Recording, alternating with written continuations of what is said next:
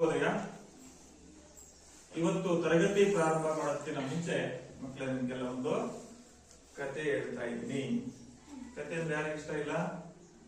ಎಲ್ಲರಿಗೂ ಇಷ್ಟ ಅಲ್ವಾ? ಈಗ ಕತೆ ಪ್ರಾರಂಭಿಸ್ತಾ ಇದ್ದೀನಿ. ಆ ಕತೆಯ ತಿರುಳೇನು ಅಂತ ನೀವು ಹೇಳಬೇಕು. ಹೇಳ್ತೀರಾ? ಹಬ್ಬದಲ್ಲಿ ಹೋಳಿಗೆ ಸ್ವೀಕರಣೆ ಮಾಡ್ತಾರೆ, ಎಲ್ಲರೂ ಮಾಡ್ತಾರಲ್ವಾ? ಎಲ್ಲ ತಿಂದಿದಿರಲ್ವಾ? ಸ್ವೀಕರಣೆ ಯಾವ್ದ್ರಲ್ಲಿ ಮಾಡ್ತಾರೆ? ಮಾವಿನ ಹಣ್ಣು. ಸುಮ್ಮನೆ ಇದು ಒಂದು ನೀತಿಯನ್ನ ಸಾರುವಂತ ಕತೆ.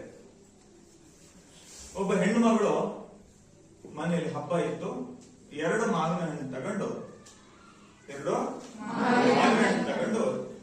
ಅದನ್ನ ಚೆನ್ನಾಗಿ ಅದರ ಸಾರನ್ನೆಲ್ಲ ತೆಗೆದು ಸಿಪ್ಪೆ ಎಲ್ಲ ಬೇರ್ಪಡಿಸಿ ಅದಕ್ಕೆಲ್ಲ ಬೆಲ್ಲ ಹಾಕಿ ಸ್ವೀಕರಣೆ ಅಂತ ಮಾಡ್ತಾರಲ್ವಾ? ವಾಟೆ ಉಳಿಯುತ್ತೆ. ಆ ವಾಟೆ ಏನ್ ಮಾಡ್ತಾರೆ? ಬಿಸಾಕ್ತಾರೆ. ಎಲ್ಲಿ ಬಿಸಾಕ್ತಾರೆ? ತಿಪ್ಪಿಗೆ ಬಿಸಾಕ್ತಾರೆ. ಹಂಗೆ ಅವಳೇನ್ ಮಾಡಿದ್ಲಂತೆ, ಆ 2 ವಾಟೆಗಳನ್ನ ತಿಪ್ಪಿಗೆ ಬಿಸಾಕಿದ್ರು. ಎಷ್ಟು ವಾಟೆನ? 2 ವಾಟೆಗಳನ್ನ. ಇದು ನೀತಿ ಕತೆ. ಅದೇನು ಸರ್ ವಾಟೆ ಹೆಂಗ್ ಯೋಚನೆ ಮಾಡುದು ಅಂತ ಕೇಳಬಾರ್ದು. ಅದರಲ್ಲಿ 1 ವಾಟೆ ಆಲೋಚನೆ ಮಾಡ್ತಾನೆ, ಆಹಾ ನಾನು ಎಂತ ಜಾಗದಲ್ಲಿ ಬಿದ್ದಿದ್ದೀನಿ, ತಿಪ್ಪೆ ಮೇಲೆ ಬಿದ್ದಿದ್ದೀನಿ. ಬೇಕಾದಷ್ಟು ಗೊಬ್ಬರ ಇದೆ. ಈ ಗೊಬ್ಬರನೆಲ್ಲ ಬಳಸ್ಕೊಂಡು ಹೆಮ್ಮರವಾಗಿ ಬೆಳಿತೀನಿ. ಬೆಳೆದು ಅನೇಕ ಜನರಿಗೆ ನೆರಳು ಕೊಡ್ತೀನಿ, ಅನೇಕ ಪಕ್ಷಿಗಳಿಗೆ ಆಸರೆ ಕೊಡ್ತೀನಿ. ಈ ರೀತಿ ಪಾಸಿಟಿವ್ ಅಂದ್ರೆ ಧನಾತ್ಮಕವಾಗಿ ಯೋಚನೆ ಮಾಡ್ತಾ ಮಾಡ್ತಾ ಮಾಡ್ತಾ ನಿಧಾನಕ್ಕೆ ಮೊಳಕೆ ಹೊಡೆದು ಬೆಳೆಯೋದಕ್ಕೆ ಶುರು ಆಯ್ತದೆ. ಯಾವುದು? 1 ವಾಟೆ. ಇನ್ನೊಂದು ವಾಟೆ ಇತ್ತಲ್ಲ, ಅದೇನು ಯೋಚನೆ ಮಾಡ್ತು, ನಾನೀಗ ತಿಪ್ಪೆ ಮೇಲೆ ಬಿದ್ದಿದ್ದೀನಿ. ತಿಪ್ಪೆಯನ್ನು ಎತ್ತಿ ಎಲ್ಗೋ ಹಾಕ್ತಾರೆ. ಅಕಸ್ಮಾತ್ ಏನಾದ್ರೂ ಬೆಳೆದ್ರೆ, ಮರ ಆದ್ರೆ, ಹಣ್ಣು ಬಿಟ್ರೆ ಜನ ಎಲ್ಲ ನನ್ನ ಏನ್ ಮಾಡ್ತಾರೆ, ಆ ಹಣ್ಣು ಕೆಡುವ ಸಲುವಾಗಿ ಕಲ್ಲಲ್ಲಿ ಹೊಡಿತಾರೆ. ನನಗೆ ಎಷ್ಟು ನೋವಾಗುತ್ತೆ. ಯಾರಾದ್ರೂ ನನ್ ಕಡಿದ್ರೆ, ಯಾರಾದ್ರೂ ನನ್ ಕಿತ್ತು ಹಾಕಿದ್ರೆ, ಹಿಂಗೆ ಯೋಚನೆ ಮಾಡಿ ಮೊಳಕೆ ಒಡೆಯೋನು ಬೇಡವು ಅಂತ ಯೋಚನೆ ಮಾಡ್ತಾ ಮಾಡ್ತಾ ಮಾಡ್ತಾ ಬಹಳ ದಿವಸ ಒಂದು ಬೀಜ ಮೊಳಕೆ ಹೊಡಿದ್ರೆ ಏನಾಗುತ್ತೆ? ಕೊಳ್ತೋಗುತ್ತೆ. 1 ವಾಟೆ ಕೊಳ್ತೋಯ್ತಂತೆ. 1 ವಾಟೆ ಏನಾಯ್ತು? ಮೊದಲಿನ ವಾಟೆ ಏನಾಯ್ತು? ಮರ ಆಯ್ತು, ಹೆಮ್ಮರವಾಗಿ ಬೆಳೀತು. ಇನ್ನೊಂದು ವಾಟೆ ಏನಾಯ್ತು? ಕೊಳ್ತೋಯ್ತು. ಇದಕ್ಕೆ ಕಾರಣ ಏನು ಹೇಳ್ತೀರಾ? ಹೇಳಪ್ಪ. Very good. ಹೇಳ್ಮೇಲೆ ಅವರ ಆಲೋಚನೆ, ನಮ್ಮ ಆಲೋಚನೆ. ಯಾರ ಆಲೋಚನೆ? ಹೇಗೆ ಆಲೋಚನೆ ಮಾಡ್ತೀವೋ ಹಾಗೆ ಬೆಳಿತೀವಿ. ನಮ್ಮ ಆಲೋಚನೆಗಳು ಯಾವತ್ತು ಹೇಗಿರ್ಬೇಕು? ಧನಾತ್ಮಕವಾಗಿರ್ಬೇಕು. ಯಾವತ್ತು ನಮ್ಮ ಆಲೋಚನೆಗಳು ಹೇಗಿರಬಾರ್ದು? ಋಣಾತ್ಮಕವಾಗಿರಬಾರ್ದು. ಋಣಾತ್ಮಕತೆ ಅನ್ನೋದು ನಮ್ಮ ಸಾಧನೆಗೆ ಅಡ್ಡಿ ಬರುತ್ತೆ. ಧನಾತ್ಮಕತೆ ಅನ್ನೋದು ನಮ್ಮ ಸಾಧನೆಗೆ ಪ್ರೇರೇಪಣೆಯನ್ನು ಕೊಡುತ್ತೆ. ಈಗ ನಮ್ಮ ಕಣ್ಮುಂದೆ ಅನೇಕ ಸಾಧಕರಿದ್ದಾರೆ. ನಾನು ಒಬ್ಬೊಬ್ಬರನ್ನೇ ತೋರಿಸ್ತಾ ಹೋಗ್ತೀನಿ. ಯಾರು? ಮರದ ತಿಮ್ಮಕ್ಕ. ಹೆಸರೆಲ್ಲ ಹೇಳಿದ್ರಲ್ವಾ? ಎಂತ ಪ್ರಶಸ್ತಿಗಳು, ಪ್ರತಿಷ್ಠಿತ ಪ್ರಶಸ್ತಿಗಳು ಇವ್ರನ್ನ ಹುಡ್ಕೊಂಡು ಬಂದ್ರು. ಇವ್ರ ಮಕ್ಕಳಿದಾರ? ಒಬ್ಬ ದತ್ತು ಮಗ ಇದ್ದಾನೆ. ಆದ್ರೆ ಇವರ ಸಾಧನೆ, ಮಕ್ಕಳು ಈಗ ಆಗಿರ್ಲಿಲ್ಲ, ಸುಮಾರು ವರ್ಷ ಮಕ್ಕಳಾಗ್ಲಿಲ್ಲ.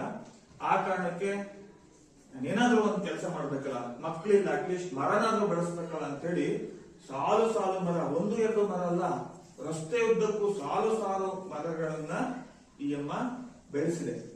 ಪರಿಸರ ಜಾಗೃತಿಯಲ್ಲಿ ಈ ಅನಕ್ಷರಸ್ಥ ಮಹಿಳೆ ಇವರು ಮಾಡಿದಂತಹ ಸಾಧನೆ ಅಷ್ಟಿಷ್ಟಲ್ಲ, ಯಾರು ಮಾಡಕ್ಕಾಗಿಲ್ಲ. ಇವತ್ತಿನವರೆಗೂ ಅಷ್ಟು ಸಾವಿರಾರು ಮರಗಳನ್ನು ಯಾರು ಬೆಳೆಸಕ್ಕಾಗಿಲ್ಲ. ಬರೀ ಯಾವತ್ತೋ ಪರಿಸರ ದಿನಾಚರಣೆ ಸಂದರ್ಭದಲ್ಲಿ ಒಂದು ಫೋಟೋಕ್ಕೆ ಪೋಸ್ ಕೊಡೋಕೆ ಗಿಡ ಹಾಕ್ಬೋದು. ಆದ್ರೆ ಆ ಗಿಡಗಳು ಬೆಳೆದು ಮರವಾಗೋ ತನಕ ಆರೈಕೆ ಮಾಡಿದ ಮಹಾನ್ ತಾಯಿ ಈ ಸಾಲು ಮರದ ತಿಮ್ಮಕ್ಕ. ನನಗೆ ಮಕ್ಕಳಾಗ್ಲಿಲ್ಲಪ್ಪ, ನನ್ನ ಜೀವನ ಇಷ್ಟೇನಪ್ಪ, ನನ್ನ ಕೈಲಿ ಏನು ಮಾಡಕ್ಕಾಗ್ಲಿಲ್ಲಪ್ಪ, ನನಗೆ ಮುಂದೆ ಜೀವನಕ್ಕೆ ಯಾರಪ್ಪ ಆಸರೆ, ಅನಾಥೆ ಆಗ್ಬೇಕಾಗತ್ತಲ್ಲಪ್ಪ, ಅನಾಥೆ ಶವವಾಗಿ ಹೋಗ್ತೀನಲ್ಲಪ್ಪ, ಈ ತರ ಈ ತಾಯಿ ಯಾವತ್ತು ನಕಾರಾತ್ಮಕವಾಗಿ ಯೋಚನೆ ಮಾಡಲಿಲ್ಲ. ನಾನು ಮರಗಳನ್ನು ಬೆಳೆಸ್ತೀನಿ, ಅನೇಕ ಜನರಿಗೆ ಸಹಾಯ ಮಾಡ್ತೀನಿ ಅಂತ ದೃಢ ಸಂಕಲ್ಪವನ್ನು ಮಾಡಿ ಧನಾತ್ಮಕವಾಗಿ ಯೋಚನೆ ಮಾಡ್ತಾ ಮಹಾನ್ ಸಾಧನೆ ಮಾಡಿದಂತ ತಾಯಿ. ಆಯ್ತಾ? ಇವ್ರೆಲ್ಲರಿಗೂ ಗೊತ್ತಿದೆ. ಯಾರಿವರು? ನಮ್ಮ ಲಿಂಗೈಕ್ಯ ಜಗದ್ಗುರುಗಳವರು. ಯಾರು? ಶಿವಕುಮಾರ ಶಿವಾಚಾರ್ಯ ಮಹಾಸ್ವಾಮಿಗಳು. ಇವರು ಪೀಠಕ್ಕೆ ಕುಳಿತಾಗ ಸಿರಿಗೆರೆ ಮಠ ಅದನ್ನ ದುಗ್ಗಾಣಿ ಮಠ ಅಂತ ಕರೀತಾ ಇದ್ರು. ಅಂದ್ರೆ ಆಸ್ತಿ ಪಾಸ್ತಿ ಏನು ಸ್ಕೂಲ್ಗಳು ಏನೇನು ಇರ್ಲಿ. ಯಾವಾಗ ಗುರುಶಾಂತ ಸ್ವಾಮಿಗಳ ಅವ್ರನ್ನ ಶಿವದಾನದಲ್ಲಿ ಅಂದ್ರೆ ಮಜ್ಜಿಗೆಯಲ್ಲಿ ವಿಷ ಬೆರೆಸಿ ಯಾರೋ ಕಿಡಿಗೇಡಿಗಳು ಬಂದ ಮೇಲೆ ಯಾವಾಗ ಅಧಿಕಾರ ವಹಿಸ್ಕೊಂಡು ಯಲಹಂಕ ಮಠದಿಂದ ಅಲ್ಲಿ ಪೀಠಾಧಿಪತಿಗಳಾಗಿದ್ರು, ಅಲ್ಲಿಂದ ಬಂದು ಸಿರಿಗೆರೆ ಮಠದಲ್ಲಿ ಮಠದ ಚುಕ್ಕಾಣಿ ಹಿಡಿದು ಇವರು ಕಟ್ಟಿದ ಸಂಸ್ಥೆ ಇದೆಯಲ್ಲ, ಇವತ್ತು 272ಕ್ಕೂ ಹೆಚ್ಚು ವಿದ್ಯಾಸಂಸ್ಥೆಗಳನ್ನು ಕಟ್ಟಿದ್ದಾರೆ. ಒಬ್ಬ ವ್ಯಕ್ತಿ ಕೈ ಇಷ್ಟು ಮಠದ ಜನರಿಗೆ ಉಪಯೋಗವಾಗುವಂತಹ ಸಾವಿರಾರು ಕೋಟಿ ಆಸ್ತಿಯನ್ನ, ಅದು ಜನಕ್ಕೆ ಉಪಯೋಗವಾಗುವಂತಹ ಆಸ್ತಿಯನ್ನ ಒಬ್ಬ ಸಾಮಾನ್ಯ ವ್ಯಕ್ತಿ ಕಟ್ಟೋದಕ್ಕೆ ಸಾಧ್ಯ ಇತ್ತ? ಪ್ರತಿಯೊಬ್ಬ ವ್ಯಕ್ತಿಗೂ ಸಾಧ್ಯ ಆಗುತ್ತೆ ಯಾವಾಗ ನಮ್ಮ ಪೂಜ್ಯರಂತೆ ಧನಾತ್ಮಕವಾಗಿ ಯೋಚನೆ ಮಾಡೋದು. ನಾನು ಸಮಾಜನ ತಿದ್ದುತ್ತೀನಿ, ನಾನು ಹಳ್ಳಿಗಾಡಿನ ಎಲ್ಲ ಮಕ್ಕಳಿಗೂ ಶಿಕ್ಷಣ ಕೊಡ್ತೀನಿ. ನಮ್ಮ ಪೂಜ್ಯರು ಮಾಡಿದಂತಹ ಪ್ರೌಢಶಾಲೆಗಳು, ಅವ್ರು ಜಾಸ್ತಿ ಕೇಂದ್ರೀಕರಿಸಿದ್ದು ಪ್ರೌಢಶಾಲೆಗಳು. ಪ್ರತಿಯೊಂದು ಪ್ರೌಢಶಾಲೆನೂ ಹಳ್ಳಿಗಾಡಲ್ಲಿದ್ದಾವೆ. ಸಿಟಿಗಳಲ್ಲಿ ದುಡ್ಡು ಮಾಡೋದಕ್ಕೆ ಮಾಡಿಲ್ಲ. ಪ್ರತಿಯೊಬ್ಬರಿಗೂ ಶಿಕ್ಷಣ ಕೊಡ್ತೀನಿ ಅನ್ನೋ ಛಲವನ್ನು ಇಟ್ಕೊಂಡು, ಸಂಕಲ್ಪವನ್ನು ಇಟ್ಕೊಂಡು ಸಾಧನೆ ಮಾಡಿದಂತಹ ಪೂಜ್ಯರು ನಮ್ಮ ಲಿಂಗೈಕ್ಯ ಗುರುವರಿ. ಈ ರೀತಿ ಸುಮಾರು ಜನ ಸಾಧಕರನ್ನ ನಾವು ನೋಡ್ತೀವಿ. ಅನೇಕ ಜನ ಇದ್ದಾರೆ ಭಾರತಾದ್ಯಂತ, ಪ್ರಪಂಚದಾದ್ಯಂತ. ಎಷ್ಟೋ ಜನ ಕೈಯಿಲ್ಲೇರು ಎಂತ ದೊಡ್ಡ ಸಾಧನೆ ಮಾಡಿದ್ದಾರೆ, ಕಾಲಿಲ್ಲದೆ ಇರು ಎಂತ ದೊಡ್ಡ ಸಾಧನೆ ಮಾಡಿದ್ದಾರೆ. ಅವರೆಲ್ಲ ಈ ಸಾಧನೆಯ ಹಿಂದಿರೋದು ಏನಪ್ಪಾ ಅಂತಂದ್ರೆ ಅವರ ಧನಾತ್ಮಕ ಭಾವನೆ. ನಾವು ಧನಾತ್ಮಕ ಭಾವನೆ ಇಟ್ಕೊಂಡು ಮುಂದುವರಿದ್ದೆ ಆದ್ರೆ ಖಂಡಿತವಾಗಿಯೂ ಯಶಸ್ಸು ಸಿಕ್ಕೇ ಸಿಗುತ್ತೆ. ಅದಕ್ಕೆ ನಾವೇನ್ ಮಾಡಬೇಕು? ಸಂಕಲ್ಪ ತೊಡಬೇಕು. ಏನ್ ಮಾಡ್ಬೇಕು? ಸಂಕಲ್ಪ ತೊಟ್ರೆ, ಛಲ ತೊಟ್ರೆ, ಅದನ್ನ ಮಾಡ್ತೀನಿ ಅನ್ನೋ ವಿಶ್ವಾಸವನ್ನು ಇಟ್ಕೊಂಡ್ರೆ ಅರ್ಧ ಕೆಲಸ ಮುಗಿದಂಗೆ. ನಾವು ಕಲಿಬೇಕಾದ್ರೆ, ಯಾವುದೇ ಒಂದು ಕಠಿಣವಾದಂತಹ ವಿಷಯ ಕಲಿಬೇಕಾದ್ರೆ ಮೊದಲೇ ಅಯ್ಯೋ ಇದು ಕಷ್ಟ ಇದೆಯಲ್ಲಪ್ಪ, ಗಣಿತದ ಸೂತ್ರ, ವ್ಯಾಕರಣದ ಸೂತ್ರ, ಇದನ್ನ ಹೆಂಗಪ್ಪ ಕಲಿಯೋದು ಅಂತ ಇಟ್ಕೊಂಡ್ರೆ ನಾವು ಮೊದಲೇ ಶರಣಾಗತಿ ಆದಂಗೆ, ಮೊದಲೇ ಸೋತಂಗೆ. ಹಾಗಾಗಿ ಧನಾತ್ಮಕವಾಗಿ ಕಲಿತೀನಿ, ಇದನ್ನ ಮಾಡ್ತೀನಿ ಅನ್ನೋ ಛಲವನ್ನು ನಮ್ಮಲ್ಲಿ ಹೊರಹೊಮ್ಮಿಸಿಕೊಂಡಾಗ ಮಾತ್ರ ನಾವು ಯಶಸ್ಸನ್ನು ಗಳಿಸೋದಕ್ಕೆ ಸಾಧ್ಯ. ಅದೇ ರೀತಿ ಧನಾತ್ಮಕ ಭಾವನೆಗಳನ್ನ ಹೊಂದಿದ್ರೆ ನಾವು ಜಗತ್ತಿನಲ್ಲಿ ಏನ್ ಬೇಕಾದ್ರೂ ಪರಿವರ್ತನೆ ಮಾಡಬಹುದು, ನಮ್ಮ ಸುತ್ತಮುತ್ತಲಿನ ಎಲ್ಲ ವಾತಾವರಣ ಬದಲಾಯಿಸಬಹುದು ಅನ್ನೋ ಸಾರವನ್ನ ಹೇಳುವಂತಹ ಒಂದು ಗೀತೆ ಇವತ್ತು ನಾನು ನಿಮಗೆ ಪರಿಚಯಿಸ್ತಾ ಇದ್ದೀನಿ. ಆ ಗೀತೆಯ ಹೆಸರೇ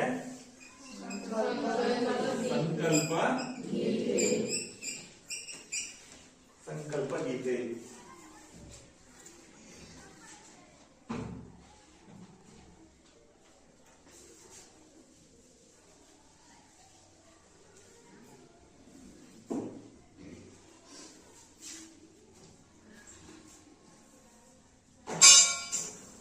ಮಕ್ಕಳೇ, ಈ ಸಂಕಲ್ಪ ಗೀತೆ ಅನ್ನೋ ಈ ಭಾವಗೀತೆಯ ರೂಪದ ಈ ಕವನವನ್ನ ಬರೆದಂತವರು ಡಾಕ್ಟರ್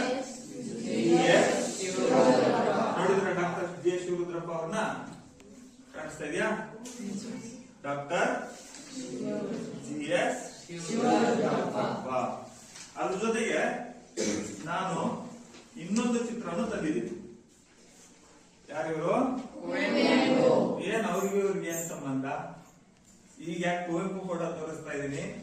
ಯಾಕೆಂದ್ರೆ ಕುವೆಂಪುರವರ ಅಚ್ಚುಮೆಚ್ಚಿನ ಶಿಷ್ಯರು ಡಾಕ್ಟರ್ ಜಿಎಸ್ ಶಿವರುದ್ರಪ್ಪ. ಜಿಎಸ್ ಅಂತಂದ್ರೆ ಗುಗ್ಗರಿ ಶಾಂತವೀರಪ್ಪ ಶಿವರುದ್ರಪ್ಪ. ಜಿಎಸ್ ಅಂದ್ರೇನು? ಗುಗ್ಗರಿ ಶಾಂತವೀರಪ್ಪ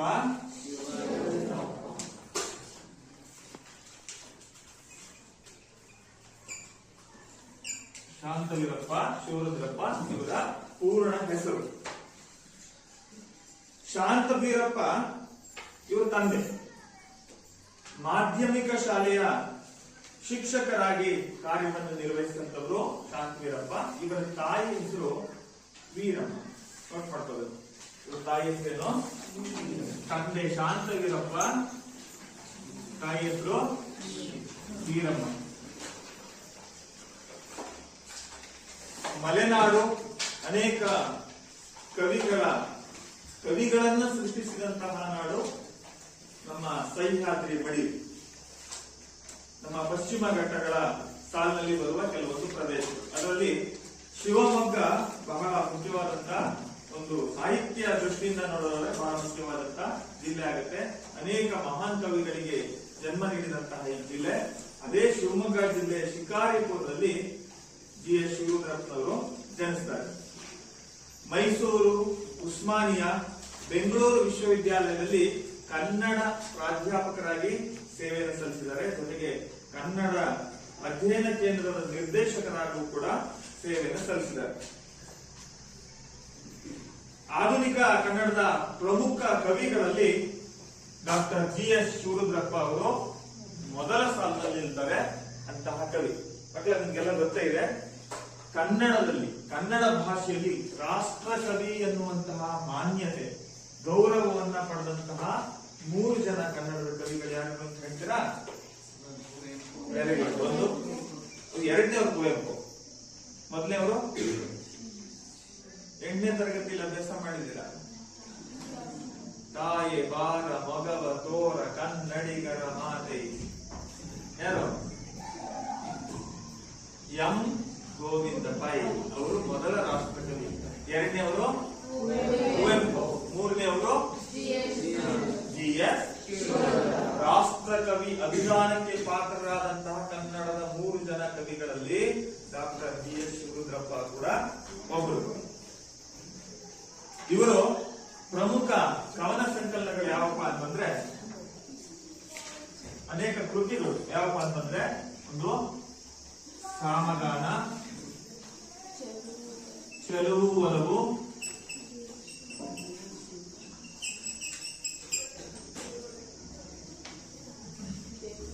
ದೇವಶಿಲ್ಪ,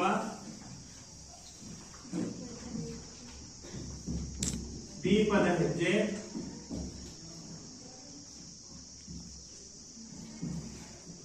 ಅನಾವರಣ,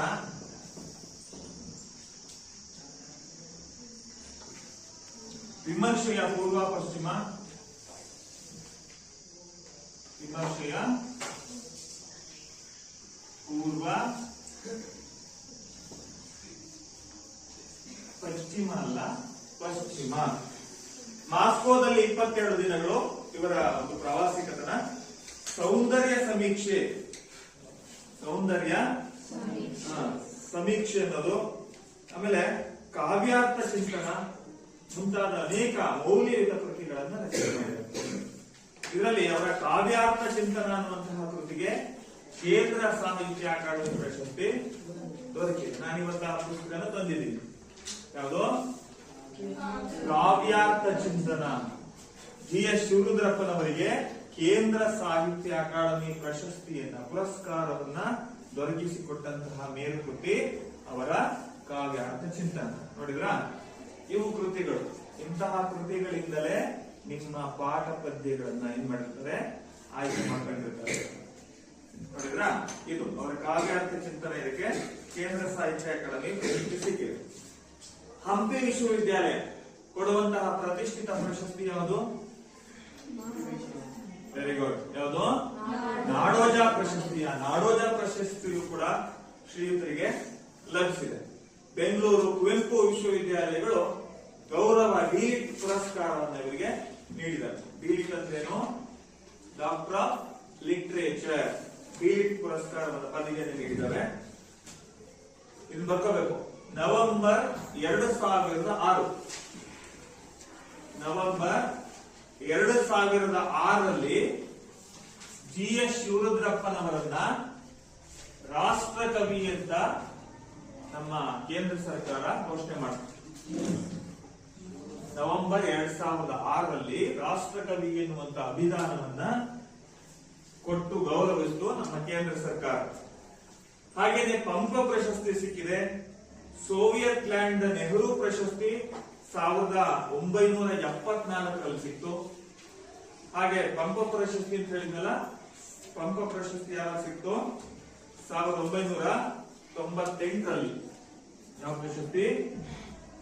ಪಂಪ ಪ್ರಶಸ್ತಿ 1998ರಲ್ಲಿ ಪಂಪ ಪ್ರಶಸ್ತಿ ಕೂಡ ಇವರಿಗೆ ಸಿಕ್ತು. 1992ರಲ್ಲಿ ಕೇಳಿಸ್ಕೊಳ್ತಾ ಇದ್ದೀರಾ? 92ರಲ್ಲಿ ದಾವಣಗೆರೆಯಲ್ಲಿ 61ನೇ ಅಖಿಲ ಭಾರತ ಕನ್ನಡ ಸಾಹಿತ್ಯ ಸಮ್ಮೇಳನ ನಡೀತು. ಅದರ ಅಧ್ಯಕ್ಷತೆಯನ್ನ ಅವರು ವಹಿಸಿಕೊಂಡಿದ್ರು. ಇವರ ಅನೇಕ ಕವನಗಳು ಜನಪ್ರಿಯತೆಯನ್ನ ಪಡೆದಂತವು. ಅದರಲ್ಲಿ ಯಾವ್ದಾದ್ರು ಒಂದು ಎರಡು ಹೇಳ್ತೀರಾ? ಹೇಳಿದ್ರೆ ಭಾವಗೀತೆ? ವೆರಿ ಗುಡ್, ಹೇಳಮ್ಮ. ಎದೆ ತುಂಬಿ ಹಾಡಿದೆನು ಅಂದು ನಾನು, ಮನವಿಟ್ಟು ಕೇಳಿದಿರಿ ಅಲ್ಲಿ ನೀವು. ಕೇಳಿದ್ರಲ್ವಾ? ಹಾಡೋ ಹಕ್ಕಿಗೆ ಬೇಕೆ ಬಿರುದು ಸನ್ಮಾನ. ಎಷ್ಟು ಅರ್ಥಗರ್ಭಗಳು. ನನ್ನ ಖುಷಿ ನಾನು ಹಾಡ್ತೀನಿ, ಪಕ್ಷಿಗಳು ಹಾಡ್ತವೆ. ಎಷ್ಟು ಭಾವವನ್ನು ತುಂಬಿ ಹಾಡಿದಂತಹ ಸಾಹಿತ್ಯವನ್ನ, ಕವನಗಳನ್ನ, ಭಾವಗೀತೆಗಳನ್ನ ಪಡೆದಂತಹ ಕವಿ GS ಶಿವರುದ್ರಪ್ಪನವರು. ಇನ್ನೊಂದಿದೆ, ಅದು ಹೆಸರಾದಂತಹ ಭಾವಗೀತೆ.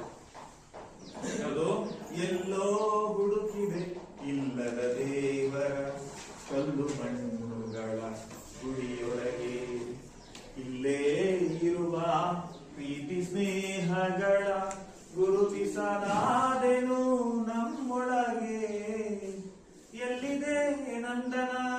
ಕೇಳಿದ್ರೆ ಮಾಡು. ಎಷ್ಟು ಚೆನ್ನಾಗಿದೆ. ಸಂಘರ್ಷಗಳು ಯಾಕೆ ನಡೀತವೆ? ಒಳಗಿನ ತಿಳಿಯನು ಕಲಕದೆ ಇದ್ದರೆ ಅಮೃತದ ಸವಿದೆ ನಾಲಗೆಗೆ. ಹೌದಲ್ಲ? ಒಂದ್ ಕಡೆ ಜಗಳ ಆಗುತ್ತೆ ಅಂದ್ರೆ ಅವನೇನೋ ಅವನ ಮನಸ್ಸನ್ನು ಕಲ್ಕಿರ್ತಾನೆ, ಅದಕ್ಕೆ ಜಗಳ ಆಗುತ್ತೆ. ಆಮೇಲೆ ನೋಡಿ, ಹೊಂದಾಣಿಕೆ ಯಾಕೆ ಬರಲ್ಲ? ಹತ್ತಿರವಿದ್ದು ದೂರ ನಿಲ್ಲುವೆವು ನಮ್ಮ ಅಹಮ್ಮಿನ ಕೋಟೆಯಲ್ಲಿ. ಹತ್ತಿರವಿದ್ದು ದೂರ ನಿಲ್ಲುವೆವು ನಮ್ಮ ಅಹಮ್ಮಿನ ಕೋಟೆಯಲ್ಲಿ. ಎಷ್ಟು ಕಷ್ಟವೋ ಹೊಂದಿಕೆ ಎಂಬುದು ನಾಲ್ಕು ದಿನದ ಈ ಬದುಕಿನಲ್ಲಿ. ಹೊಂದಿಕೆನೇ ಇಲ್ಲ. ಎಲ್ಲಿ ಕೇಳಿ ಸೆಲೆಬ್ರಿಟಿಗಳು ಡೈವರ್ಸ್ ಮೇಲೆ ಡೈವರ್ಸ್, ಡೈವರ್ಸ್ ಮೇಲೆ ಡೈವರ್ಸ್. ಗಂಡ ಹೆಂಡತಿನೇ ಹೊಂದಿಕೆ ಇಲ್ಲ. ಕಾರಣ ಏನು? ಇದೇ ಕಾರಣ. ಯಾವುದು? ಹತ್ತಿರವಿದ್ದು ದೂರ ನಿಲ್ಲುವೆವು ನಮ್ಮ ಅಹಮ್ಮಿನ ಕೋಟೆಯಲ್ಲಿ. ಅಲ್ವಾ? ಎಷ್ಟು ಅರ್ಥಗರ್ಭಿತವಾದಂತಹ ಕವನಗಳು. ಅಂತಹ ಕವನಗಳ ಸಾಲಿ ನೋಡಿ. ಮೊದಲಿನ ಪದ್ಯವಾಗಿ ಇಟ್ಟಿದ್ದಾರೆ. ಮತ್ತೆ ಮೊದಲು ನೀವು ಪಡಬೇಕಾಗಿರೋದೇನ? ಸಂಕಲ್ಪವನ್ನ. ಸಂಕಲ್ಪ ಅಂದ್ರೇನು? ಅದನ್ನ ಮಾಡಿಯೇ ಮಾಡ್ತೀನಿ ಅನ್ನುವಂತಹ ದೃಢ ನಿರ್ಧಾರ. ಸಂಕಲ್ಪ ಅಂದ್ರೇನು? ಮಾಡಿಯೇ ಮಾಡ್ತೀನಿ. ಒಂದು ಪೇಜ್ ಪಾಠ ಬರೆಯುತ್ತೀರ, ಒಂದು ಲೈನ್ ಬರೀತೀರ, ಅಲ್ಲೇನೋ ನೋಡಕ್ ಹೋಗ್ತೀರಾ, ಇಲ್ಲೇನೋ ನೋಡಕ್ ಹೋಗ್ತೀರಾ, ಉಂಡು ಬರದಾತು ಅಂತೀರಾ, ಟೀ ಕೊಟ್ಟು ಬರದಾತು ಅಂತೀರಾ. ಹಿಂಗೆ ಕಾಲ ತಳ್ಕಂತ ಮುಂದೆ ಹೋಗ್ತಾನೆ ಇರುತ್ತೆ. ಪೇಜ್ ಪಾಠ ಮಾತ್ರ 2-3 ಲೈನ್ ಆಗಿರುತ್ತೆ. ದೃಢವಾಗಿ ಕುತ್ಕೊಳ್ರಿ. ಇದನ್ನ ಮುಗಿಸ್ಯೇ ನಾನು ಮೇಲೆದ್ದು ಹೊರಗಡೆ ಹೋಗೋದು ಅಥವಾ ಬೇರೆ ಕೆಲಸ ಮಾಡೋದು. ದೃಢ ವಿಶ್ವಾಸ ಮಾಡ್ಕೊಳ್ರಿ. ಆಗಲ್ವಾ? ಆಗುತ್ತೆ ಇಲ್ವೋ? ಕೆಲಸ ಮಾಡೆ. ಈ ಕೆಲಸ ಮಾಡಿದ ನಂತರನೇ ನಾನು ವಿಶ್ರಾಂತಿ ತೆಗೆದುಕೊಳ್ಳೋದು. ಮಾಡಕ್ಕಾಗಲ್ಲ? ಮಾಡಬಹುದು.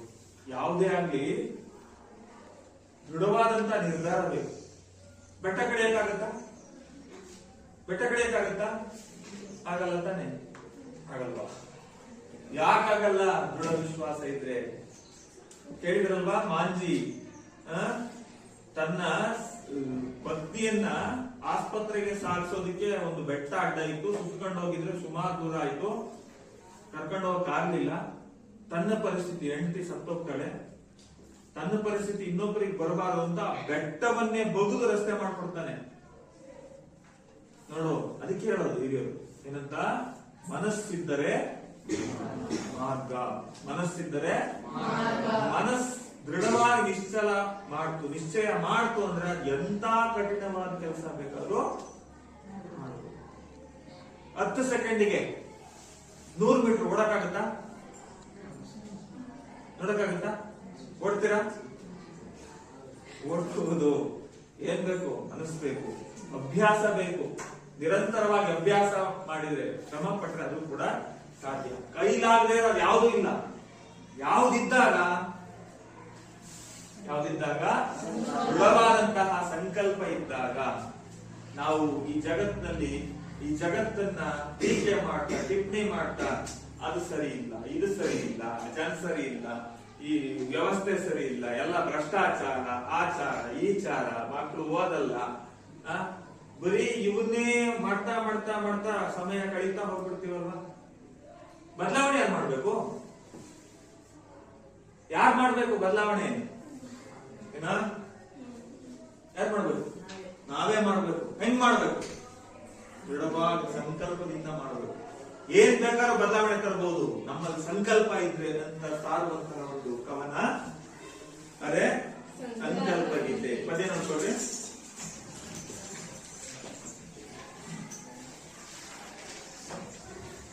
ಪದ್ಯ ನೋಡ್ಕೊಳ್ಳಿ. 2-3 ರಾಗದಲ್ಲಿ ಹೇಳ್ಬೋದು, ಒಂದ್ ಯಾವ್ದು ಸುಲಭವಾದಂತ ರಾಗದಲ್ಲಿ ಹೇಳ್ತೀನಿ. ಇನ್ನೊಂದಿದೆ ಭಾವಗೀತೆ ರೂಪದಲ್ಲಿ. ಸುತ್ತಲೂ ಕವಿಯುವ ಕತ್ತಲೆಯೊಳಗೆ ಪ್ರೀತಿಯ ಹಣತೆಯ ಹಚ್ಚೋಣ, ಬಿರುಗಾಳಿಗೆ ಹೊಯ್ದಾಡುವ ಹಡಗನು ಎಚ್ಚರದಲ್ಲಿ ಮುನ್ನಡೆಸೋಣ, ಎಚ್ಚರದಲ್ಲಿ ಮುನ್ನಡೆಸೋಣ. ಇದೊಂದು ರಾಗ. ಇನ್ ಮಾಮೂಲಿ ಎಲ್ಲರೂ ಸುಲಭವಾಗಿ ಹೇಳ್ಬೋದು ಅಂದ್ರೆ, ಸುತ್ತಲೂ ಕವಿಯುವ ಕತ್ತಲೆಯೊಳಗೆ ಪ್ರೀತಿಯ ಹಣತೆಯ ಹಚ್ಚೋಣ. ನೀವೇನ್ ಮಾಡ್ಬೇಕು? ಕೊನೆಯಲ್ಲಿ ರಿಪೀಟ್ ಮಾಡ್ಬೇಕು. ಹಚ್ಚೋಣ ಅನ್ನ ನೀವು ಹಚ್ಚೋಣ ಅಂತ ನನ್ನ ಜೊತೆಗೆ ರಾಗ ಕೊಡಿಸ್ಬೇಕು. ಕೊಡಿಸ್ತೀರಾ? ರೆಡಿ? ಸುತ್ತಲೂ ಕವಿಯುವ ಕತ್ತಲೆಯೊಳಗೆ ಪ್ರೀತಿಯ ಹಣತೆಯ ಹಚ್ಚೋಣ, ಪ್ರೀತಿಯ ಹಣತೆಯ ಹಚ್ಚೋಣ ಅಂದ ತಕ್ಷಣ ಪ್ರೀತಿಯ ಕೊನೆಯ ಸಾಲನ್ನ ರಿಪೀಟ್ ಮಾಡಬೇಕು. ಆಯ್ತಾ? ರೆಡಿ? ಸುತ್ತಲೂ ಕವಿಯುವ ಕತ್ತಲೆಯೊಳಗೆ ಪ್ರೀತಿಯ ಹಣತೆಯ ಹಚ್ಚೋಣ, ಬಿರುಗಾಳಿಗೆ ಹೊಯ್ದಾಡುವ ಹಡಗನು ಎಚ್ಚರದಲ್ಲಿ ಮುನ್ನಡೆಸೋಣ, ಸುತ್ತಲೂ ಕವಿಯುವ ಕತ್ತಲೆಯೊಳಗೆ ಪ್ರೀತಿಯ ಹಣತೆಯ ಹಚ್ಚೋಣ, ಬಿರುಗಾಳಿಗೆ ಹೊಯ್ದಾಡುವ ಹಡಗನು ಎಚ್ಚರದಲ್ಲಿ ಮುನ್ನಡೆಸೋಣ, ಕಲುಷಿತವಾಗಿ ನದಿಗಳಿಗೆ ಮುಂಗಾರಿನ ಮಳೆಯಾಗೋಣ, ಬರಡಾಗಿರುವಿ ಕಾಡು ಮೇಡುಗಳ ವಸಂತವಾಗುತ್ತ ಮುಚ್ಚೋಣ, ಬರಡಾಗಿರುವಿ ಕಾಡು ಮೇಡುಗಳ ವಸಂತವಾಗುತ್ತ ಮುಚ್ಚೋಣ, ಬಿದ್ದುದನ್ನು ಮೇಲೆತ್ತಿಸಿ ನಿಲ್ಲಿಸಿ ಹೊಸ ಭರವಸೆಗಳ ಕಟ್ಟೋಣ, ಮನುಜರ ನಡುವಣ ಅಡ್ಡ ಗೋಡೆಗಳ ಕೆಡವುತ ಸೇತುವೆಯಾಗೋಣ, ಸುತ್ತಲೂ ಕವಿಯುವ ಕತ್ತಲೆಯೊಳಗೆ ಪ್ರೀತಿಯ ಹಣತೆಯ ಹಚ್ಚೋಣ, ಬಿರುಗಾಳಿಗೆ ಹೊಯ್ದಾಡುವ ಹಡಗನು ಎಚ್ಚರದಲ್ಲಿ ಮುನ್ನಡೆಸೋಣ, ಮತಗಳೆಲ್ಲವೂ ಪದಗಳು ಎನ್ನುವ ಹೊಸ ಎಚ್ಚರದೊಳು ಬದುಕೋಣ, ಮತಗಳೆಲ್ಲವೂ ಪದಗಳು ಎನ್ನುವ ಹೊಸ ಎಚ್ಚರದೊಳು ಬದುಕೋಣ, ಭಯ ಸಂಶಯದೊಳು ಕಂದಿದ ಕಣ್ಣಳು ನಾಡಿನ ಕನಸನ್ನು ಬಿತ್ತೋಣ,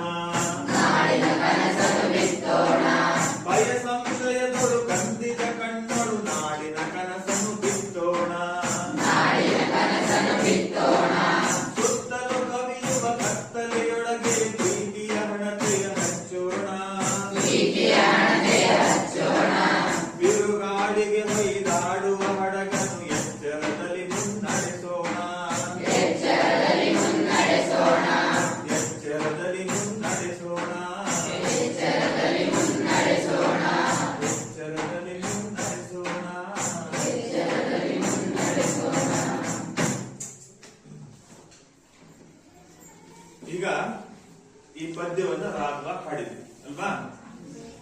ಕಾಗ್ಮಕ್ ಹಾಡಿದ್ವಿ. ಈ ಪದ್ಯದಲ್ಲಿ ಯಾವ ವಿಶೇಷತೆ ನೋಡ್ತಾ ಇದೀವಿ? 2ನೇ ಸಾಲು, 4ನೇ ಸಾಲು, 6ನೇ ಸಾಲು, 8ನೇ ಸಾಲು, 10ನೇ ಸಾಲು, 12ನೇ ಸಾಲು, ಏನೋ ಒಂದು ವಿಶೇಷತೆ ಕಾಣಿಸ್ತಾ ಇದೆಯಲ್ವಾ? ಏನಂತ ಹೇಳ್ತೀರಾ? ಹೇಳ್ಕೊ. ಪ್ರಾಸ ಪದಗಳು ಬರ್ತದೆ. Very good. ಬರೋ ಪುಸ್ತಕ ತಗೊಂಬ.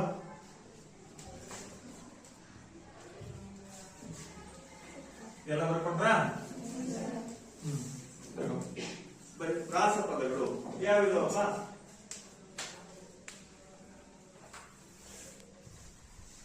ಪ್ರಾಸ ಪದಗಳು. ಪ್ರಾಸ ಪದ ಇರ್ಲಿ. ಯಾವ್ಯಾವು ಅಂತ ಬರೀ ಪದಗಳನ್ನು ಪಟ್ಟಿ ಮಾಡ್ತಾ ಹೋಗು.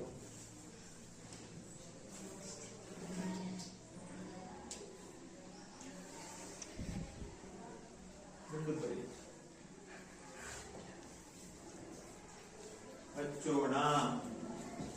ಏನ್ ಹೇಳ್ಕಂತ ಬರೀಬೇಕು.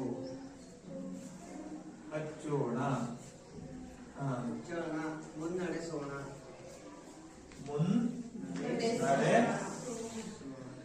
ಸೋಣ.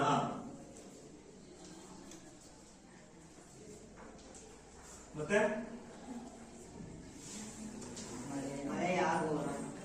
ಮಳೆಯಾಗೋಣ. ಮತ್ತೆ ನೀವೇನ್ ಹೇಳಿ? ನೆಕ್ಸ್ಟ್ ಯಾವುದು? ಮುಟ್ಟೋಣ. ಮತ್ತೆ ಕಟ್ಟೋಣ, ಸೇತುವೆಯಾಗೋಣ, ಬದುಕೋಣ, ಬಿತ್ತೋಣ. ಅಷ್ಟೇನಾ? ಮಳೆ ಬಂದಿತ್ತೆ, ಬಿತ್ತೋಣ. ಸರ್ವೇ ಸಾಮಾನ್ಯವಾಗಿ ಬಂದಂತದ್ದು ಏನಾಗತ್ತೆ ಇದರಲ್ಲಿ? ಗಮನಿಸಿದ್ರ? ಒಂದು ಪ್ರಾಸ, ಒಂದು ಪ್ರತ್ಯಯ ಪುನಃ ಪುನಃ ಅಲ್ಲಿ ಬರ್ತಾ ಇದೆ. ಯಾವ ಪ್ರತ್ಯಯ ಅದು? Very good. ಯಾವುದು? ಓಣ. ಯಾವುದು? ಓಣ. ಕೋಣ ಅಲ್ಲ. ಯಾವುದು? ಓಣ. ಈ ಓಣ ಅನ್ನೋ ಪ್ರತ್ಯಯ ಸಾಮಾನ್ಯವಾಗಿ ಎಂತದಕ್ಕೆ ಬರುತ್ತೆ? ಎಲ್ಲರೂ ಹೋಗೋಣ, ಒಂದ್ ಕಡೆ ಸೇರೋಣ, ಒಳ್ಳೇದಾಗ್ಲಿ. ಯಾರಾದ್ರೂ ಕಾಲಿಗೆ ಬಿದ್ದಾಗ ಆಶೀರ್ವಾದ ಮಾಡ್ತಾರಲ್ಲ, ಆಶೀರ್ವಾದ ಮಾಡ್ತಾರೆ. ಏನಂತ ಆಶೀರ್ವಾದ ಮಾಡ್ತಾರೆ? ಸಂಸ್ಕೃತದಲ್ಲೂ ಹೇಳ್ತಾರೆ, ಫಲ ಅಂತಾರೆ. ದೀರ್ಘ ಸುಮಂಗಲಿ ಭವ, ಮದುವೆ ಆದರಿಗೆ ದೀರ್ಘ ಸುಮಂಗಲಿ ಭವ, ವಿದ್ಯಾ ಬುದ್ಧಿ ಪ್ರಾಪ್ತಿರಸ್ತು, ಅದೆಲ್ಲ ಸಂಸ್ಕೃತ. ಕನ್ನಡದಲ್ಲಿ ಒಳ್ಳೇದಾಗ್ಲಿ, ಕ್ಷೇಮವಾಗ್ಲಿ ಅಲ್ವಾ, ಸುಖ ಇರ್ಲಿ. ಇನ್ನೊಂದು ಅಲಿ ಪ್ರತ್ಯಯ ಕೂಡ ಸೇರಿಸ್ತಾರೆ. ಬರೆದ ನೋಡ್ರಿ. ಹಚ್ಚೋಣ, ಮುನ್ನಡೆಸೋಣ, ಮಳೆಯಾಗೋಣ, ಮುಟ್ಟೋಣ, ಕಟ್ಟೋಣ, ಸೇತುವೆಯಾಗೋಣ, ಬದುಕೋಣ, ಬಿತ್ತೋಣ. ಇವೆಲ್ಲ ಪ್ರಾಸ ಪದಗಳು. ಓಣ ಅನ್ನೋ ಅಂದ್ರೆ ಕೊನೆಗೆಲ್ಲ ಸರ್ವೇ ಸಾಮಾನ್ಯವಾಗಿ ನಾ ಇದೆ. ಪ್ರತಿ ಪಾದದ ಅಂದ್ರೆ ಸಾಲಿನ ಕೊನೆಯಲ್ಲಿ ಬಂದ್ರೆ ಅದನ್ನ ಅಂತ್ಯಪ್ರಾಸ ಅಂತ ಕರಿತೀವಿ. ಈ ಪದ್ಯದಲ್ಲಿ 2ನೇ ಸಾಲಿನ ಕೊನೆಗೆ, 4ನೇ ಸಾಲಿನ ಕೊನೆಗೆ, 6ನೇ ಸಾಲಿನ ಕೊನೆಗೆ ಅದೇ ಪ್ರತ್ಯಯ ಪುನಃ ಪುನಃ ಬರ್ತಾ ಹೋಗ್ತಾ ಇದೆ. ಪ್ರಾಸ. ಪ್ರಾಸ ಅಂದ್ರೆ ಏನು? ಪ್ರಾಸ ಅಂದ್ರೆ ಒಂದು ನಿಗದಿತ ಜಾಗದಲ್ಲಿ ಒಂದು ವ್ಯಂಜನ ಪುನಃ ಪುನಃ ಪುನಃ ಬಂದ್ರೆ ಅದನ್ನ ನಾವೇನ್ ಕರಿತೀವಿ? ಪ್ರಾಸ ಅಂತ ಕರಿತೀವಿ. ಪ್ರಾಸ ಅಂದ್ರೇನು? ಒಂದು ನಿಗದಿತ ಜಾಗದಲ್ಲಿ. ನಿಗದಿತ ಜಾಗ ಅಂದ್ರೆ ಪ್ರಾರಂಭದಲ್ಲಾದ್ರೂ ಬರ್ಬೋದು, ಮಧ್ಯದಲ್ಲಾದ್ರೂ ಬರ್ಬೋದು, ಅಂತ್ಯದಲ್ಲಾದ್ರೂ ಬರ್ಬೋದು. ಪ್ರಾರಂಭದಲ್ಲಿ ಬಂದ್ರೆ ಮತ್ತು ಸಾಲಿನ ಪ್ರಾರಂಭದಲ್ಲಿ ಅದೇ ಬರ್ಬೇಕು. ಈಗ ಕೆಲವು ಹುಲಿಗೆರೆ ಸೋಮನಾಥರ ಸೋಮೇಶ್ವರ ಶತಕದಲ್ಲಿ ಕೆಲವಂ ಬಲ್ಲವರಿಂದ ಕಲಿತು ಕೆಲವಂ ಶಾಸ್ತ್ರಗಳನ್ನು ಕೇಳುತ್ತಂ, ಕೆಲವಂ ಆಳ್ಪವರಿಂದ ಕಂಡು ಕೆಲವಂ ಸುಜ್ಞಾನದಿಂದ ನೋಡುತ್ತಂ, ಕೆಲವಂ ಸಜ್ಜನ ಸಂಘದಿಂದರಿಯಲ್ ಸರ್ವಜ್ಞನಪ್ಪಂ ನರ ಫಲವಂ ಪಳ್ಳ ಸಮುದ್ರವೈ ಹರಹರ ಶ್ರೀ ಚನ್ನ ಸೋಮೇಶ್ವರ. ಇನ್ನು ಸರ್ವಜ್ಞನ ತ್ರಿಪದಿಗಳಲ್ಲಂತೂ ಸಿಕ್ಕಾಪಟ್ಟೆ ಪ್ರಾಸ. ಯಾಕೆ ಸರ್ವಜ್ಞ ಮನೆ ಮಾತಾಗಿದ್ದು ಅಂದ್ರೆ ಅದಕ್ಕೆ ಕಾರಣ ಇದೆ. ಯಾವ್ದು ಪ್ರಾಸಗಳು ಜಾಸ್ತಿ? ಸರ್ವಜ್ಞನ ತ್ರಿಪದಿಗಳಲ್ಲಿ ಪ್ರಾಸ ಜಾಸ್ತಿ. ಯಾವ್ದಾರೇನು? ವಿದ್ಯೆ ಉಳ್ಳವನ ಮುಖವು ಮುದ್ದು ಬರುವಂತಿಕ್ಕು, ವಿದ್ಯೆ ಇಲ್ಲದವನ ಬರಿಮುಖವು ಹಾಡುವ ಹದ್ದಿನಂತಕ್ಕೂ ಸರ್ವಜ್ಞ. ಜಾತಿ ಹೀನನ ಮನೆಯು ಜ್ಯೋತಿ ಹೀನವೇ, ಜಾತಿ ವಿಜಾತಿ ಎನಬೇಡ ದೇವನೊಲಿದಾತನೇ ಜಾತ ಸರ್ವಜ್ಞ. ಚೆನ್ನಾಗಿ ಸಾ ನಾ ಎಲ್ಲ ನರ್ತಸ್ದಂಗೆ ನೋಡ. ಹೊಂಗೆ ಹೂವ ತೊಂಗಲಲ್ಲಿ ಭೃಂಗದ ಸಂಗೀತ ಕೇಳಿ ಮತ್ತೆ ತೇಲ ಬರುತ್ತಿದೆ. ಯಾವುದು ಯಾವುದು ಯಾವುದು? ಯುಗಾದಿ. ಯಾವುದು? ಯುಗ ಯುಗಾದಿ ಕಳೆದರು ಯುಗಾದಿ ಮರಳಿ ಬರುತ್ತಿದೆ. ಪ್ರಾಸ ಒಂದು ನಿಗದಿತ ಜಾಗದಲ್ಲಿ, ಅದರಲ್ಲಿ ಪ್ರಾಸಗಳಲ್ಲಿ ಅನೇಕ ವಿಧಗಳು ಬರ್ತವೆ. ಚಿತ್ತಾನುಪ್ರಾಸ, ಚೇಕಾನುಪ್ರಾಸ, ಚಿತ್ರಕವಿತ್ವ, ಅನೇಕ ಪ್ರಾಸಗಳು. ನಂದನ ನಂದನ ನಿನ್ನೊಂದಂದದ ಮೈ ಮುಂದೆ ನಿಂದು ಬೆರ್ತೇನೆ ಮೊದಲೇ. ಅಂದ್ರೆ ಪುನಃ ಪುನಃ ಪುನಃ ಪುನಃ ಒಂದೇ ಅಕ್ಷರ ಈಗ ಹೇಳ್ತಿರಲ್ಲಪ್ಪ ಆಡುಭಾಷೆಯಲ್ಲಿ. ಕಪ್ಪು ಕುಂಕುಮ, ಕೆಂಪು ಕುಂಕುಮ, ತರಿ ಕೆರೆ ಏರಿ ಮೇಲೆ ಮೂರು ಕರಿ ಕುರಿ ಮರಿ, ಒಂದೇ ಅಕ್ಷರ ಪುನಃ ಪುನಃ ಪುನಃ ಪುನಃ ಬಂತು. ಹೀಗೆ ಒಂದು ವ್ಯಂಜನ ನಿಗದಿತ ಜಾಗದಲ್ಲಿ ಪ್ರಾರಂಭದಲ್ಲಿ ಬಂದ್ರೆ ಆದಿಪ್ರಾಸ, ಪದ್ಯದ ಮಧ್ಯದಲ್ಲಿ ಬಂದ್ರೆ ಅದು ಮಧ್ಯಪ್ರಾಸ, ಪದ್ಯದ ಸಾಲಿನ ಕೊನೆಯಲ್ಲಿ ಬಂದ್ರೆ ಅದು ಅಂತ್ಯಪ್ರಾಸ. ಅರ್ಥ ಆಯ್ತಾ? ಈಗ ಒಂದು ಪಟ್ಟಿ ಮಾಡ್ತಾ ನೋಡಿ.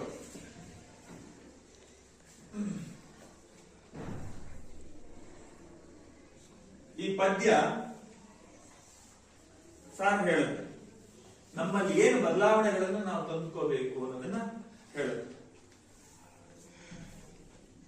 ಇಂತ ನಿಮಗೆ ಪಠ್ಯ ಪುಸ್ತಕದಲ್ಲೇ ಇರುವ ಪದ್ಯಗಳಲ್ಲಿ ಈಗಿದಾವಲ್ಲ ಪದ್ಯ, ಭಾಗ ಒಂದರಲ್ಲಿ ಕೆಲವು ಪದ್ಯಗಳಿದ್ದಾವೆ, 4 ಪದ್ಯ ಇದ್ದಾವೆ. ಅದರಲ್ಲಿ ಪ್ರಾಸಗಳಿರುವ ಪದ್ಯದ ಪ್ರಾಸಗಳನ್ನು ಬೇಗ ಪಟ್ಟಿ ಮಾಡಿ ತೋರಿಸುತ್ತೇನೆ. ಈಗ ಅಲ್ಲೇ ಫಾಸ್ಟ್ ಆಗಿ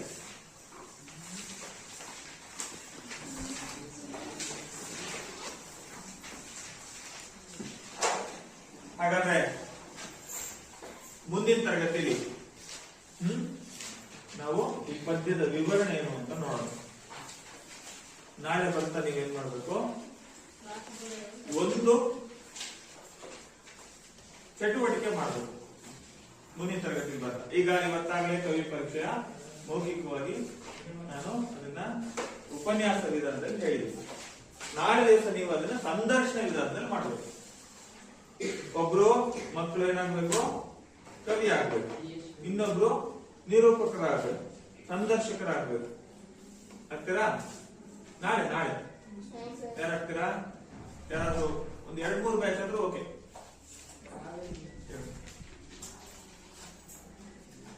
ಒಂದ್ಸರಿ ಯಾವ್ದೋ ಚೆನ್ನಾಗ್ ಮಾಡಿದ್ರಲ್ಲ, ಮತ್ತಿನ್ಯಾರು? ಈಗ ಏನಾಗ್ತೀಯ? ಕವಿ ಆಗ್ತೀಯ, ನಿರೂಪಕ ಆಗ್ತೀಯ. ಕವಿ ಯಾರಾಗ್ತೀರಾ? ಶಿವರುದ್ರಪ್ಪ ಕವಿ ಯಾರಾಗ್ತೀರಾ? ಬೇಗ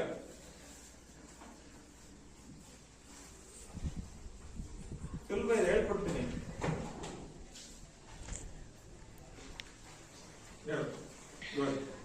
ಮತ್ತಿನ್ಯಾರಾದ್ರೂ ಆಗ್ತೀರಾ? ಆಗ್ಬೋದು. ಇಬ್ಬರೇ ಮಾಡ್ಬೇಕು ಅಂತೇನಿಲ್ಲ ಸರ್. ಒಂದು 5 ಟೀಮ್ ಮಾಡ್ಕೊಂತೀವಿ, 5 ಜನ 5 ತರ ವಿಭಿನ್ನವಾಗಿ ಮಾಡ್ತಿದ್ರೆ ಸ್ವಾಗತ. ಆಮೇಲೆ ಹೆಸರು ಕೊಡಿ. ಈಗ ನಾಳೆ ಸಂದರ್ಶನ ವಿಧಾನದಲ್ಲಿ ಕವಿಯ ಸಂದರ್ಶನವನ್ನ ಭೂಮಿಕಾ ಮಾಡಿದ್ರೆ, ಕವಿಯಾಗಿ ಅದಕ್ಕೆ ಉತ್ತರವನ್ನ, ಅವರ ಪ್ರಶ್ನೆಗಳಿಗೆ ಉತ್ತರವನ್ನ ಜೀವನ್ ಕುಮಾರ್ ಕೊಡ್ತಾರೆ. ಆಗ್ಬೋದಾ? ಕೂತ್ಕೊಳ್ಳಿ. ನಾಳೆ ಬರ್ತಾ ನೀವು ಮನೆ ಕೆಲಸ ಏನ್ ಮಾಡ್ಕೊಂಡು ಬರ್ಬೇಕು, ಯಾವುದಾದ್ರೂ 3 GS ಶಿವರುದ್ರಪ್ಪನವರ ಭಾವಗೀತೆಗಳನ್ನು ಬರ್ಕೊಂಡು ಬರ್ಬೇಕು. ಮತ್ತೆ ನಾಳೆ ದಿವಸ ಈಗ ಹೇಳ್ಕೊಟ್ಟ ರಾಗ, ಈ ರಾಗದಲ್ಲಿ ಹಾಡೋದಕ್ಕೆ ಪ್ರಯತ್ನ ಪಡಬೇಕು. ಆಗ್ಬೋದಾ? ಧನ್ಯವಾದ.